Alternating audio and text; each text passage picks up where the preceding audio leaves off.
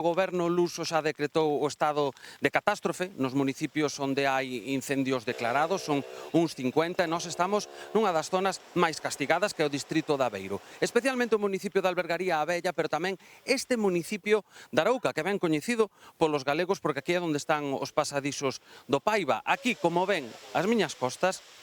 un lume está moi preto das casas nunha das aldeas deste municipio de Arouca. Son precisamente os veciños os que están loitando agora mesmo contra este lume, porque os 5.000 efectivos que están traballando agora mesmo en chan portugués non dan abasto. E son os veciños tamén os que se queixan de que teñan que ser eles os que con mangueiras e con caldeiros teñan que ir protexendo as súas casas. Aquí en concreto nesta aldea non queda xa ninguén maior de 65 anos nin que teña algún tipo de discapacidade, pero camiñar por estas rúas, camiñar por estas estradas onde se ve todo desolado, onde os postes da luz están tirados literalmente nas estradas, recorda, eso é inevitable, aquel gran incendio do 2017 en Pedrogra o Grande que acabou coa vida de dúcias de persoas.